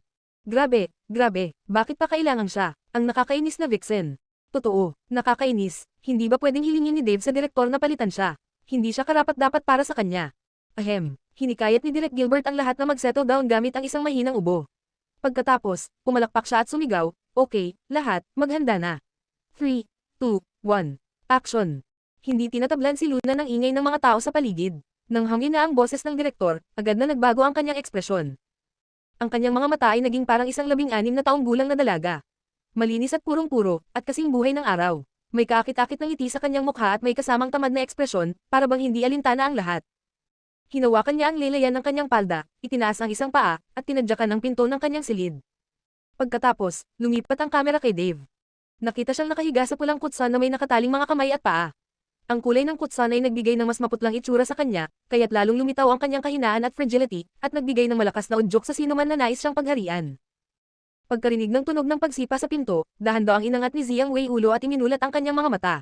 Dahan-dahan niyang tiningnan ang batang babae na papalapit sa kama na may liwanag mula sa likuran niya. Umupo si Gong Sanli sa gilid ng kama, at mula sa kanyang dibdib, kumuha siya ng isang pakete ng pinirito na kastanyas na nakabalot sa mamantika na papel. Kinailangan ko pang maghintay ng isang oras sa pila para bumili ng mga piniritong kastanyas mula sa Foxong Store. Kakain ka ba? Iniiwasan ni Jiang Wei ang kanyang tingin at ipinikit ang kanyang mga mata, hindi tinatablan ang alok ni Gong Sanli. Kumagat si Gong Sanli ng isa, at ngumiti ng nakakaloko. Hindi ka kakain, edi ako na lang magpapakain sa'yo. Sa paraan na baka ikahiya mo pa. Ikaw, agad na binuksan ni Jiang Wei ang mga mata, may 3 bahagi ng galit at 7 bahagi ng pagkahiya sa kanyang mga mata. Hindi ka ba nahihiya, babae ka, paano ka naging ganito kalakas? Tumingin si Gong Sanli sa kanya ng matalim at itinaas ang kilay. Mahiye, anong silbi ng mahiye? Pwede bang patumbahin ang kalaban o mangakit ng asawa sa pamamagitan niyan? Sumabog ang galit ni Jiang Wei. Ang pamilya Gongsun ay tapat at makatarungan. Lahat ng ninuno ninyo ay lumaban sa digmaan para sa bansa, ngunit ikaw, nag-aaksaya ng oras at nang-aapi ng iba. Paano mo haharapin ang mga ninuno ng pamilya mo? Narinig na ni Gong Sanli ang mga salitang ito mula sa kanya, kaya't halos mawala na siya ng pakiramdam. Inipit ang kanyang mga tainga gamit ang mga daliri at nagsalita ng malakas habang may kastanyas sa bibig, hindi ka pangakasal hanggang ngayon. Tatlong paraan ng pagiging hindi magulang, pero ang pinakamasama ay walang mga inapo. Paano mo haharapin ang mga ninuno ng pamilya mo? Halos mamatay si Wei sa inis sa kakaibang loika ni Lee. Mayabang siyang nagsalita, magkaibang bagay yan. Bukod pa dyan, ang mga interes ko ay nasa ibang lugar. Pumalo si Lee gamit ang panghipon ng pangwip sa gilid ng kama, tinatadyakan si Wei ng paulit-ulit. Sa wakas, itinaas niya ang kanyang baba, hindi masyadong mabagsik, ngunit hindi rin malambot. Ang mukha ni Lee ay parang isang tusong fox na may kabuntot na kasamaan at pagkabiro. Dr. Ziyang, anong palagay mo sa suhestyon ko? Maging asawa kita. Kapag naging asawa kita, gagawin ko lahat ng gusto mo. Kung gusto mong maglakad pa kanluran, hindi ako lalakad pa silangan. Kung gusto mong maging mabait ako, susundin kita ng tapat. Di ba't pareho nating mapapalakas ang ating mga ninuno ng ganito? Namutla si Ziyang Wei, at may namutawi sa kanyang mga mata ang kaguluhan, huwag kang magbiro ng ganyan. Parang isang batang nakatagpo ng bagong mundo, lumapit si Gong Sanli sa kanya, ang mukha ay halos dikit sa kanya. Hala, Dr. Ziyang, namumula ka. Talaga bang gusto mo ako? Bakit hindi tayo dumiretso na lang sa gabi ng kasal at tapusin na? Cut. Ang mga tao sa set ay puno ng pananabik nang sumigaw ang direktor ng cut. Bakit huminto? Bakit hindi na lang ipagpatuloy? Ang lahat ay gustong magpatuloy. Gusto nila pang makita kung paano magtapos. Nagkakaroon na ng pagkakapareho ang kanilang mga acting skills, lalo na ang performance ni Luna, ay tunay na nakapagpaganda sa eksena. Natanggal na ang lahat ng mga bias laban sa kanya at nakatulong sa pagbuo ng magandang relasyon ng mga karakter. Ang mga fans na unang nagdasal na sana'y hindi siya makipag-eksena kay Dave, ay biglang nagbago ng opinyon, at ngayon ay fervently nagdarasal na sana'y magpatuloy na sila. Nang makita nila na malapit na itong mangyari, para bang sila na mismo ang gumagawa ng eksena. Siyempre, nang magising sila mula sa pagkabighani, bumalik na naman ang kanilang pagsusuri kay Luna. Lahat ng mga tao ay nagsiikot kay Dave, ipinapakita ang kanilang malasakit at pinupuri ang kanyang galing sa pag-arte. Ngayong araw, bukod kay Gia, marahil si Troy ang pinaka-depressed. Dati, siya ang pinakamataas na posisyon sa set, at laging malugod ang pagtanggap sa kanya ng mga kababaihan. Pero ngayon, nang dumating si Dave Thompson, ang lahat ng atensyon nila ay na-attract kay Dave. Kaya siya na lang ang nag-iisa sa gilid. Ang pinakamasayang tao, syempre, ay ang direktor. Ngayong araw, nag-eksperimento sina Luna at Dave sa ilang mga eksena, at lahat ng mga ito ay naging matagumpay. Ang kanilang chemistry ay parang sanay na silang magsama sa trabaho ng daan-daang beses. Ang buong araw ni Luna ay maaaring ilarawan sa dalawang parirala, patuloy na umaabante, at buhay matapos ang sakuna. Kabanata 38. Nang malapit na silang magtapos sa araw na iyon, si Dave ay napapalibutan ng isang grupo ng mga tao na nais siyang anyayahan sa isang dinner at magbigay ng mainit na pagtanggap. Samantalang si Luna ay nag-iimpake ng mga gamit, nagring ang telepono sa kanyang bag. Ang pangalan sa telepono ay si Lucian Ford. Si Lucian ang nag-save ng kanyang numero sa telepono ilang araw lang ang nakakaraan. Ano kayang ginagawa ng makong na ito, at tumatawag sa kanya ngayon? May pagdududa sa mukha ni Luna habang nagmamadali siyang maghanap ng kanto para sagutin ang tawag. Hello, second young master. Hello, Luna. Ang boses ni Lucian ay parang walang lakas, parang naubos ang kanyang kaluluwa. Si Luna ay medyo nainis, anong nangyari sa iyo? Ano nangyari? Ako nga ang dapat magtanong. Anong ginawa mo kay kuya kagabi? Sigaw ni Lucian habang tinatanong siya. Totally confused si Luna, anong ibig mong sabihin? Anong pwede kong gawin sa kanya? Kung wala kang ginawa sa kanya, bakit siya galit na galit ngayon? Nagsimula siyang mag-meeting mula 8 AM hanggang ngayon, 12 oras na. Hindi ba trabaho ninyo yan? Wala akong kinalaman dyan, di ba? Siguro marami siyang kailangang linawin pagkatapos magbakasyon. Imposible, matagal ko nang kilala ang kuya ko. Alam ko na kung ano ang iniisip niya sa isang tingin pa lang. Siguradong may kinalaman to sa iyo. Ikaw ang dahilan kung bakit siya ganyan. Tinutorture niya ang lahat sa company namin. Malapit nang mamatay ang aming head ng finance department dahil sa torture, at tiyak ang kaluluwa niya ay malapit nang maghanap sa iyo. Si Luna ay medyo natarante, hala, ano ba to? Pero bigla na lang siyang nakatanggap ng message. Dalawang larawan ang ipinadala ni Lucian. Ang una ay larawan ng isang lalaking walang malay at dinadala ng ambulance. Ang pangalawa ay larawan ng isang meeting room, at ang mga tao sa paligid ng mesa ay may takot na ekspresyon, parang malapit nang dumaan sa isang interogasyon at hatol ng kamatayan. Ang malaking demonyo na nakaupo sa dulo ng mesa ay parang isang buhay na hari ng impyerno na humuhusga sa kanila. Ramdam na ramdam ni Luna ang malamig at nakakakilabot na aura mula sa mga larawan. Si Lucas Ford ay naglalaro ng The Last Judge doon, kaya bakit kailangan pa niyang pumunta roon para tulungan sila? Ang tawag ni Lucian ay isang nakakagilalas na misteryo. Una nang nagdesisyon si Luna na hindi na makialam, ngunit sa isang dahilan, may munting pagkakasala siyang naramdaman sa kailaliman ng kanyang puso. Nako, bakit nga ba siya nakakaramdam ng ganitong pagkakasala? Halos balak na niyang baliwalain ang lahat ng ito, ngunit nag-beep ang kanyang telepono at nagpadala si Lucian ng isang maikling video. Sa video, ang malamig na titig ni Lucas ay direktang tumama sa kanya, na nagdulot ng malaking gulat kay Luna. Matapos tumagilid ng ilang sandali, napansin niya sa wakas na ito pala ay nakatingin kay Lucian. Lucian, bibigyan kita ng kalahating oras. Ulitin mo ang proposal na ito para sa akin, ngayon din, dito mismo. Kung hindi mo magagawa, pumunta ka sa finance department at kunin na ang natitirang sahod mo. Pagkatapos noon, naging itim ang screen. Nahugot na lang ni Luna ang kanyang paghinga sa nakita at narinig sa video. Sa huling segundo bago magtapos ang video, para bang nakita niya ang huling sigaw ng tulong ni Lucian. Kahit na isang outsider lang siya, alam ni Luna na imposibleng matapos ang isang bagong proposal sa kalahating oras lang. Ngunit, talaga, wala siyang ideya kung paano siya makakatulong sa kanya. Umiikot ang mga gears sa utak ni Luna, at binanggit sa kanyang isipan ang 36 stratagems ni Sun Tzu. Maghintay habang ang kalaban ay nagtatrabaho. Patay siya kay Lucian. Talunin ang kalaban sa pamamagitan ng pagdakip sa kanilang pinuno, si Lucas mismo ang hari.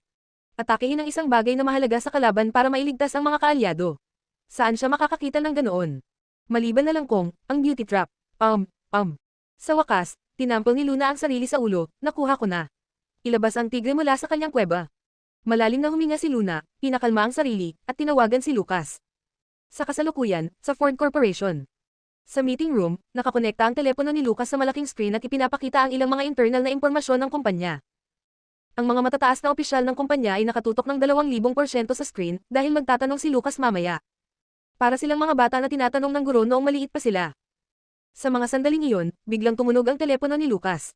Walang lingon-lingon, kinuha lang ni Lucas ang telepono. Kaya sa susunod na segundo, isang malambing at matamis na boses ng isang babae ang dumaan sa mga speaker ng room. Hello, Lucas, busy ka ba ngayon? Sa isang iglap, ang lahat ng mga matataas na opisyal ay naguluhan, at lahat sila ay may mga nakakalokong ekspresyon sa kanilang mukha. Ano to? Ito ba ay ang pribadong numero ng boss? May babaeng tumawag sa kanya, gamit ang ganung matamis na tono, at tinawag pa siya sa pangalan. Ngunit may mas nakakagulat pang mangyayari. Nang marinig ni Lucas ang boses na iyon, parang nagbago ang aura sa paligid niya ng bahagya. Parang isang kaligtasang hangin na dumaan mula sa langit patungo sa mundo ng tao. Si Lucian, na nakayuko at nagsusumigaw sa paggawa ng imposibleng proposal, nang marinig ang pamilyar na boses ni Luna, ay agad na napaiyak. Sister-in-law, dumating ka na rin. Sob. Ang sagot ni Lucas ay naantala lang ng isang segundo. Pagkatapos noon, inalis niya ang cable na nakakonekta ang telepono sa display at inilapit ang telepono sa kanyang tainga. Hindi makikita ang anumang pagbabago sa kanyang ekspresyon, at ang tono niya ay mananatiling malamig at matigas. May kailangan ka ba? Nang marinig ni Luna ang ganong nakakatakot na boses mula sa kabilang linya, nais niyang umatras, pero nagpatuloy pa rin siya at tinipon ang kanyang lakas para magsalita gamit ang pinakamalambing at pinakatamis na tono. Babalik ka ba mamaya? Nangako tayo kay Little Treasure na magsasalo-salo tayo ng hotpot ngayon. Nanatiling malamig si Lucas, busy ako, baka hindi na ako makabalik. Pagkatapos matanggal ang cable, hindi na marinig ni Lucian si Luna. Nang hula na lang siya na tinatanong ni Luna si Lucas na umuwi. Nang marinig ang malamig na sagot ng kanyang kapatid, sumigaw siya sa kanyang isip, hindi pwede. Pati si Luna, hindi nakatulong kahit siya pa mismo ang kumilos. Huwag sabihin na nakatakda na akong mamatay dito. Pumaya pa ang boses ni Luna at naging mas malambing, pero wala akong lakas ng loob na isama si Little Treasure mag-isa. Paano kung may mangyaring hindi inaasahan? Siguradong inaasahan din ni Little Treasure na sasama ka. Bumalik ka na, sige na. Pwede ba?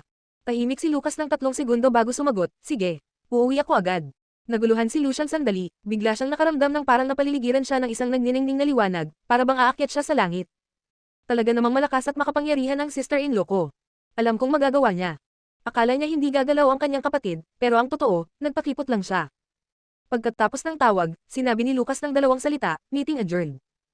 Nagtitigan ang lahat ng mga tauhan niya, naguguluhan, at hindi makapaniwala na pinayagan silang magtapos ng ganoon lang. Proud na huminga si Lucian. Dapat kayong magpasalamat sa akin. Ako ang tumawag sa ating tagapagligtas. Lahat kayo ay sumasakay lang sa aking mga coattails. Agad na napalibutan si Lucian pagkatapos ng meeting. Second young master, tama ba ang narinig namin kanina? Isang babae ang tumawag kay CEO Ford. Sino yung nakapagpakalma kay CEO Ford ng ganon-ganon lang? Seryoso, may kasama bang babae si CEO Ford ngayon? Anong heiress siya? Second young master, sabihin mo na. Tinutukan sila ni Lucian ng matalim na tingin, anong ginagawa ninyo? May balak ba kayong magplano at itanong kung sino siya? Gusto nyo bang siyang makita? Hindi pwede. Ako lang ang pwedeng makakita sa future sister-in-law ko. Huwag na kayong mangarap. Natahimik ang lahat, hindi ba pwedeng magbigay ng isang ideya lang kung siya ang tinutukoy ni Second Young Master? Sa isang sulok ng movie city, tinapos ni Luna ang tawag, pakiramdam niya ay parang may bigat na nawala sa kanyang balikat. Sa wakas ay naresolba na ang sitwasyon. Wala nang magiging problema, di ba? Wala nang kinalaman sa kanya ang bagay na iyon. Talaga namang walang inaasahang kapalit. Habang handa na siyang umalis, tumunog ang kanyang telepono. Si Lucia na naman. Second young master, anong nangyari? Hindi ba sapat yon? No, Little Luna, sobrang galing ng beauty trap mo. Naayos nito ang krisis ng perfecto. Namutla ang mukha ni Luna. Anong beauty trap? Malinaw naman na inilalabas ko lang ang tigre mula sa kanyang kuweba. Alam mo ba ang mga idioms mo? Ah, naiintindihan ko na. Okay, yan lang. Okay na ako. Babayaran kita sa susunod na pagkakataon. Tahimik na tinitigan ni Luna ang telepono sa kanyang kamay. Ano kayang iniisip ng lalaking yun? Kabanata 39. Little Luna, bakit ka nagtago dito? Tara, kumain tayo. Biglang dumating si Dave. Napalunok si Luna at mabilis na nagmasid sa paligid. Nang tiyakin niyang walang nakakakita sa paghahanap sa kanya, nakahinga siya ng maluwag. Leaning against the large pillar of the palace, nagsalita siya, sige na, kayo na lang ang kumain. May gagawin pa ako mamaya, kaya hindi na ako makakasama. Ano, bumagsak ang mukha ni Dave. Ito ang welcome dinner ko at love interest kita sa pelikula. Hindi ka pupunta. Pinisil ni Luna ang taas ng kanyang ilong. Alam ko, ako ang mali. Pero may importanteng bagay talaga akong gagawin ngayon. Next time, ako naman ang manliliber sa iyo, okay? Hindi pwede. Hindi tinanggap ni Dave ang dahilan. Masidhing tinignan siya nito. Anong importanteng bagay ang gagawin mo? Sino ba ang kikitain mo ngayong gabi? Naramdaman ni Luna ang sinabi ni Dave at naging seryoso ang tono niya. Naniniwala akong hindi mo na kailangan pang malaman kung sino ang kikitain ko, hindi ba? Pagkatapos niyang sabihin iyon, agad na nagbago ang mukha ni Dave, magkikita kayo ni Lucas, di ba? Ang pagtatanong ni Dave ay nagpakunot ng noo ni Luna, hindi siya komportable. Ano naman kung ganun? Napaikot ang mata ni Dave sa inis bago siya tumitig ng matalim kay Luna. Luna, sumusuko ka na ba sa buhay? Naglalaro ka pa kay Lucas Ford, hindi ka ba natatakot na masunog sa apoy na pinaglalaroan mo? Napangisi si Luna, hindi nagustuhan ang tono ni Dave kaya't sumagot siya ng may inis. Masaya akong makipaglaro sa apoy. Anong pakialam mo? Ikaw. Halos sumabog si Dave sa galit, pero sa huli, itinama niya ang kamao sa haligi sa tabi niya. Luna, hindi kita tinatakot, gusto lang kitang bigyan ng babala. Kung hindi, baka isang araw, hindi mo na lang namalayang wala ka na. Hindi mo ba alam kung sino si Lucas Ford? Akala mo ba pareho lang siya sa mga mayayamang lalaking nanliligawan sa'yo noon? Naningkit ang mga mata ni Luna at inirapan siya. Sa tingin mo ba, tanga ako? Syempre alam ko. At kahit alam mo, ginagawa mo pa rin. Ano naman ngayon? Anong pakialam mo kung makita mong nakikipagrelasyon ako kay Lucas? Natahimik si Dave. Dahan-dahan siyang kumalma. Sa totoo lang, alam naman niyang hindi ganoon kadesperado si Luna, kaya pinigilan niya ang galit, huminga ng malalim, at nagtanong, sige nga, sabihin mo sa akin, ano ba talagang nangyayari? Napagtanto rin ni Luna na masyadong pangbata ang kanilang argumento.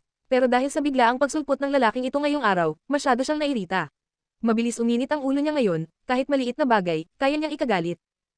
Kaya naman pinakalman niya ang sarili at nagsimulang magpaliwanag. Niligtas ko si Little Treasure noon. Napakunot ang noo ni Dave, bahagyang nagulat. Niligtas mo si Little Treasure. Anong nangyari sa kanya? Mga kalahating buwan na ang nakalipas, dinala ni Lucian Ford si Little Treasure sa isang bar. Sa kagustuhang makaiwas sa ingay ng tao, napadpad siya sa isang storage room at aksidenteng nalock doon ng isa sa mga empleyado. Napangiwi si Dave, dinala si Little Treasure sa isang bar. Tunay ngang parang walang pakialam ang irresponsibleng tiyo kong yun. Tapos, anong kinalaman mo roon? Naghahanda akong mag-audition para sa Land Under Heaven, pero para pigilan ako sa audition, ikinulong ako ni Jasmine Gin sa parehong storage room, paliwanag ni Luna ng direkta. Tahimik na nakinig si Dave hanggang sa matapos ang kwento. Ayos, naiintindihan ko na. Nakilala mo si Lucas dahil niligtas mo si Little Treasure. Ang susunod na hakbang dapat niyan, bibigyan ka lang ng pabuya ng pamilya Ford, tapos game over na. Dapat naghiwalay na kayo ng landas. Bakit ka pa rin nakikipag-ugnayan kay Lucas? At bakit ka nakatira sa bahay niya? Inilihim ni Luna ang alok ni Lucas na pakasalan siya bilang gantimpala. Dahil sa matinding pagkabigla ni Little Treasure, masyado siyang naging attached sa akin. Kaya hiniling ni Lucas na manatili ako sa bahay ng pamilya Ford hanggang sa bumalik sa normal ang estado ng pag-iisip ni Little Treasure. Ako ang nagsisilbing pampakalman niya anumang oras. Gets mo na ba ngayon? Dahan-daang nawala ang galit sa mukha ni Dave matapos marinig ang paliwanag. Ngunit may ilang reklamo pa rin siya. Sigurado ka bang yun lang? Maraming babae ang nangangarap makapasok sa pamilya Ford, pero ikaw na ang pinakamalapit sa puntong yun. Wala ka bang balak na samantalahin ang pagkakataon? Itinaas ni Luna ang kilay at kalmadong sumagot, kung may gusto man akong samantalahin, kay Little Treasure yun. Masyado siyang cute, gusto ko siyang kidnapin at gawing baby ko. Tiningnan siya ni Dave nang walang masabi, bago niya hinawakan ang noo niya. Basta, mas mabuti nang wala kang masamang plano. Hindi mo naiintindihan ang mundo ng mga makapangyarihang pamilya. Malamig nang umisi si Luna. At paano mo nalaman kung paano ko sila iniisip? Pinandidirihan niya ang mga mayayaman. Lahat sila, kunwari mababait, pero sa ilalim ng maskara nila, puro kasinungalingan. Hindi naging madali ang pag-alis niya sa pamilya Windsor. Paano niya gugustuhin bumalik sa impyerno? Nang makita ni Dave ang disgustadong ekspresyon ni Luna, sa wakas ay napabuntong hininga siya ng may bahagyang ginhawa. Kilala niya si Luna, at alam niyang pinakaayaw nito ang mapigilan o makulong sa isang sitwasyon. Ang isang pamilya tulad ng mga Ford ay malamang na isang bangungot para sa kanya. Ayos, tapos ka na sa pagtatanong mo. Ako naman ngayon, tama. Tumawid ang mga braso ni Luna sa kanyang dibdib at tumingin ng matalim kay Dave. Nagkibit balikat si Dave. Anong gusto mong itanong? Akala ko, si Lucas ay may kapatid lang na lalaki at walang kapatid na babae. Saan ka nagmula bilang pamangkin niya? Tanong ni Luna. Kumuha ng sigarilyo si Dave at dahan-daang nagsalita, hindi ako kadugo ng pamilya Ford. Ang mga lolo't lola ko ay matalik na kaibigan ng pamilya nila. Namatay sila sa isang aksidente noong bata pa ang nanay ko, kaya inampun siya ng pamilya Ford. At ayon sa hierarchy ng pamilya, dapat kong tawaging tito, si Lucas. Ah, ganun pala. Pinasadahan ni Luna ng iritadong tingin si Dave. Nagpapaka-good girl ako at pinipilit kong tumigil sa paninigarilyo, tapos tinutokso mo ako. Kailan ka pa nagdesisyong tumigil sa paninigarilyo? Wala ka namang problema dati. Kumunat ang noo ni Dave. Kailangan ko pa ba ng dahilan para itigil ang isang masamang bisyo? Sino yung nagsabi sa akin noon na, kung may alak ngayon, maglalasing ako ngayon. Kung may sigarilyo ngayon, maninigarilyo ako ngayon. Ang mga tumitigil sa bisyo, tanga. Reklamo ni Dave habang tinatapakan ang sigarilyo. Nasabi ko na lahat ng dapat kong sabihin. May gusto ka pa bang itanong? Panipi. Siyempre, nagngit-ngit sa inis si Luna habang tumitig sa kanya. Magsabi ka nga ng totoo, bakit mo tinanggap ang role ni Jiang Wei? Hindi lang ito isang second male lead, hindi pa ito ang klase ng role na gusto mong gawin. Ang ibig niyang sabihin, sinadya ni Dave para lang asarin siya. Nagkukunwaring inosente si Dave. Anong masama sa pagkuha ng second male lead? May batas ba na nagsasabing hindi ko pwedeng gawin yun? Anong mali kung ako ang gumanap bilang Jiang Wei? Gusto ko lang subukang lumabas sa comfort zone ko, mali ba yun? Hindi ba sayang kung palagi na lang akong nasa isang uri ng papel? Hindi ba maganda ang acting ko kanina? Tuwang-tuwa kang asarin ako, di ba? Anong tuwang-tuwa, bobo ka? Siguradong iiyak siya kinabukasan dahil sa pagod. Ayos, ayoko nang makipagtalo sa'yo. Uuwi na ako, nangako akong kakain ng hotpot kasama si Little Treasure, sabi ni Luna habang pasimpleng sinilip ang oras sa kanyang cellphone. Hindi natuwa si Dave, kasama mo ba si Tito? Siyempre naman, hindi ko kaya isama si Little Treasure ng mag-isa. Kung may nangyari sa kanya, sino ang mananagot? Sa narinig, halos sumabog si Dave sa galit. Gusto niyang suntukin kung ano man ang nasa harapan niya. Alam mo naman pala, si Little Treasure ang hot potato ng buong pamilya Ford. Lalo na sa mga lolo't lola niya, mahal na mahal nila yun na parang sarili nilang buhay. Kapag may nangyari sa kanya, baka ipalibing ka nila ng buhay. Bakit mo pa pinasok yung kalokohan na yan? Hindi natuwa si Luna sa sinabi niya. Anong kalokohan yan? Anong hot potato? Napaka-cute kaya ni Little Treasure. Napangisi ng malamig si Dave. Mukhang nahulog ka na sa patibong ng itsura niya. Pagkarinig mo pa lang ng pakiusap niya, nakalimutan mo na lahat ng iba pang bagay. Napairap si Luna. Oh, sige na, tumigil ka na sa kakadakdak. Akala mo ba, kaya kong tanggihan ang hiling ng Great Demon King Ford? Kung ikaw kaya ang nasa sitwasyon ko, kaya mo bang tumanggi? Tingnan mo nga ang itsura mo ngayon, para kang mas takot pa kaysa sa akin. Baka natatakot ka lang na maging tiyahin mo ako. Tiyahin. Halos hindi na makapagsalita si Dave. Para siyang sinaksak sa puso. Good boy. Hinimas ni Luna ang ulo nito na parang aso, pagkatapos ay mabilis na tumalilis palayo. Kinuha niya ang kanyang bag, saka nagpaalam sa iba pang crew members, idinahilan na hindi siya libre sa gabing iyon. Habang pinapanood ang mabilis na paglayo ng dalaga, unti-unting dumilim ang ekspresyon ni Dave, waring may naipong yelo sa kanyang mukha. Pagkatapos ng trabaho, sa wakas ay nakahanap ng pagkakataon si Gia upang magpakitang gilas kay Dave. Ang mas lalong nagpabuti sa sitwasyon ay ang kawalan ni Luna sa paligid. Kaya naman, lumapit siya kay Dave na may mahiyaing ekspresyon. Dave, saan tayo kakain? Gusto mo bang pumunta sa 100 Rivers Hotel para sa seafood? Miyembro doon ng tatay ko, kaya magagamit natin ang VIP room. Bahagyang naginat si Dave, halatang nawalan ng gana. Kalimutan mo na, hindi ako sasama. Pagod ako ngayon. Natarante si Gia nang marinig iyon. Ha, pero unang araw mo sa set ngayon. Dapat lang na magkaroon tayo ng welcome feast. Agad na bumagsak ang ekspresyon ni Dave. Sino bang may sabi na kailangang may welcome feast sa unang araw? Kung gusto mo talaga, ikaw na lang kumain mag-isa. Alam naman ng lahat na hindi ganoon kaganda ang ugali ni Dave. Kung nasa magandang mood siya, madali siyang pakisamahan. Pero kung hindi, at sa ngayon, halatang wala siya sa magandang mood. Pagkarinig ng malamig na sagot ni Dave, agad nangilid ang luha sa mata ni Gia. Akala ko lang naman kasi, parte yun ng tamang paggalang. Dave, bakit mo naman ako kailangang pagsalitaan ng ganyan? Damn it, sinong nagsabi niyan sa'yo? Ramdam ni Dave ang pagkapikan at handa na siyang sumabog. Buti na lang at napansin ni Direk Gilbert ang tensyon sa pagitan nila, kaya agad itong namagitan. Ipagpaliban na lang muna natin ang welcome feast. Mukhang pagod na si Dave ngayon. Dapat sana, hinayaan muna natin siyang magpahinga at masanay sa environment. Hindi rin naman natin inasahang makakapag-shoot agad tayo ng ilang eksena. Mas mabuting umuwi na lang tayo ng maaga at magpahinga. Marami pa namang pagkakataon. Alright then, napilitang tumango si Gia, kahit labag sa loob niya. Ngunit sa kaloob-looban niya, mas lalong lumalim ang galit niya kay Luna. Dahil kay Luna, dahil sa kanya, buong araw na nasa tabi ni Luna si Dave kaya pagod na pagod ito at hindi man lang gustong kumain ng hapunan. Ibinalik niya ang tingin sa kanyang cellphone at palihim na binuksan ang ilang litrato. Unti-unting lumitaw sa kanyang mga labi ang isang mapanuksong ngiti. Luna, maghintay ka lang. Sisiguraduhin kong pagbabayaran mo ito. Panata 4 na po. Sa loob ng tahanan ng mga Ford. Darling, andito na ko. Pagkauwi pa lang ni Luna, tila nawala ang lahat ng pagod niya. Mabilis na tumakbo si Little Treasure papalapit nang marinig ang boses niya, may hawak pa itong malamig na baso ng fruit juice. Darling, ang sweet mo talaga. I love you. Masayang kinuha iyon ni Luna at ininom ng isang tungga. Tapos ay ngumiti siya at sabing, halika na, bibihisan ka ni tita ng cute na damit.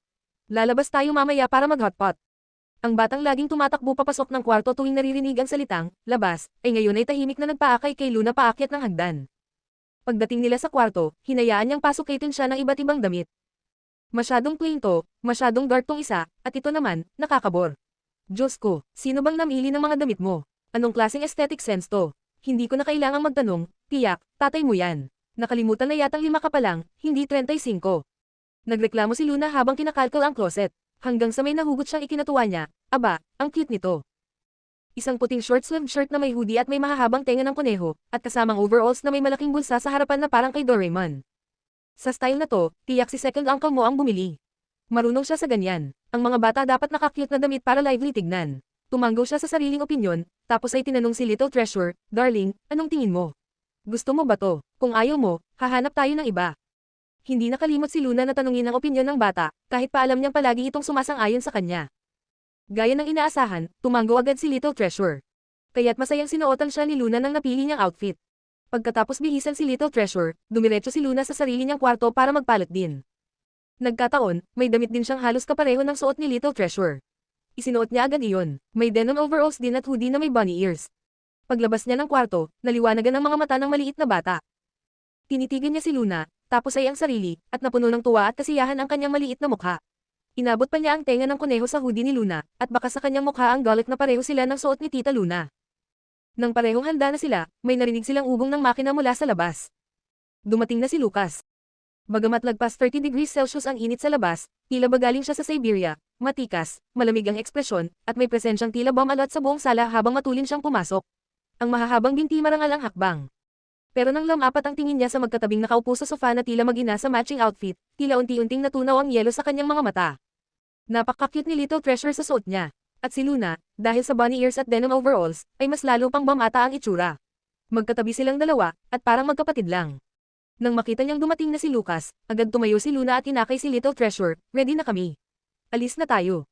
Tumanggo lang si Lucas, pero hindi niya agad naialis ang tingin sa dalaga. Matagal muna bago siya nagsalita, tara na. Pagkasakay nila sa sasakyan, sabik na sabing, oy, Lucas, tignan mo naman si Little Treasure. Ang cute niya diba? Ang tagal kong naghanap bago ko nahanap tong outfit na to. Cute, sagot ni Lucas, pero sa rearview mirror, si Luna ang tinitingnan niya. Ipinagmalaki ni Luna, diba? Dapat talaga bumili pa tayo ng maraming cute na damit para kay Little Treasure. Manam, tumanggo si Lucas, sabay abot ng isang black card. Ano to? Napakunot noo si Luna habang nakatitig sa itim na card na dati lang niya nakikita online. Pambili, nakangiting sagot ni Lucas habang nagmamaneho. Nanlaki ang mata ni Luna. Hindi naman yun ang ibig niyang sabihin, okay. Bakit ba bigla na lang ito basta nagbibigay ng pera? Pero ayos lang, dahil binigay na rin, gagamitin na lang niya ito para bumili pa ng mga cute na damit pag-uwi nila. Pagdating nila sa lugar, unang bumaba si Lucas at binuksan ang pinto para sa dalawa sa paraang sobrang gentleman. Tumingin siya kay Luna, ayos ka lang ba? Dahil sa madalas na pagkakasama nila, unti-unti nang nasanay si Luna sa maigsit diretsong pananalita ni Lucas. Alam niyang ang ibig sabihin nito ay kung okay lang ba siyang makita sa publiko kasama ito. Nagkamot siya ng ulo, ayos lang siguro. Wala namang nakakakilala sa akin ngayon, at saka, tingnan mo naman ang ayos ko. Sabay labas ng isang pares ng bilog at amber na salamin na walang grado. Ayan, okay na ba ito? Ma'am, tumanggo si Lucas. Sabay-sabay silang nagtungo sa hotpot restaurant. Tama nga si Luna, wala agad nakapansin sa kanya. Ang hindi lang niya naisip ay sina Little Treasure at Lucas. Sobrang nakakaagaw pansin ang mag-ama, lalo na kapag magkatabi. Halos lahat ng mata ay napapatingin sa kanila. At kahit si Luna ay kapansin-pansin din ngayon, lalo na't nakamatching outfit siya kay Little Treasure. Oy, tingnan mo yung mag-ama, ang gwapo ng tatay at ang cute ng bata. Ang ganda rin ng ate sa tabi nila. Ang ganda ng family nila. Siguro sinamahan lang ng tatay yung magkapatid. Nasaan kaya yung nanay? Biglang dumilim ang ekspresyon ni Lucas. Buti na lang, may babaeng nakarinig at sumagot, ano ba yan, sinamahan lang ng tatay ang magkapatid. Buong pamilya yan, no? Halatang asawa ng lalaki ang babae, siya ang nanay ng bata. Ha, ang bata pa niya masyado para maging nanay. Anong alam mo, mas matangkad lang yung asawa niya kaya parang ang liit ng babae. Kita mo yung tingin ng lalaki sa kanya. Halatang tingin yun ng isang lalaking in love sa asawa niya. Matapos marinig ang usapan ng mga tao sa kabilang mesa, parang tambol ang tibok ng puso ni Luna. Kuya, kung may gusto kang sabihin, sabihin mo na lang ng maayos.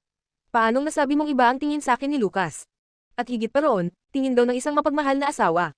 Bulong ng isip ni Luna. Hehe, baka malabo lang ang mata ng lalaking yon. Pakonswelong sabi ni Luna kay Lucas habang kunway umubo. Katatapos pa lang niyang magsalita nang marinig niya ulit ang boses ng babaeng kanina, tama ka, totoo nga. Kapag tiningnan mong maigi ang batang lalaki, kahit kamukha niya ang ama niya, yung mga mata niya, lalo na kapag nakangiti, hawig na hawig sa nanay niya. Parang gumuho ang mundo ni Luna sa narinig, baka malabo rin ang mata ng babaeng yun. Paanong kamukha ko si Little Bun? Hindi naman ako ang nanay niya. Tahimik lang si Lucas, pero lihim siyang tumingin sa mga mata ng dalaga. Sa totoo lang, medyo magkahawig nga talaga. Napansin na niya dati na kapag ngumingiti si Little Treasure, may pagkakatulad ang hugis ng kilay at mata nito kay Luna. Kung aksidente man iyon, nakatutuwa pa rin isipin.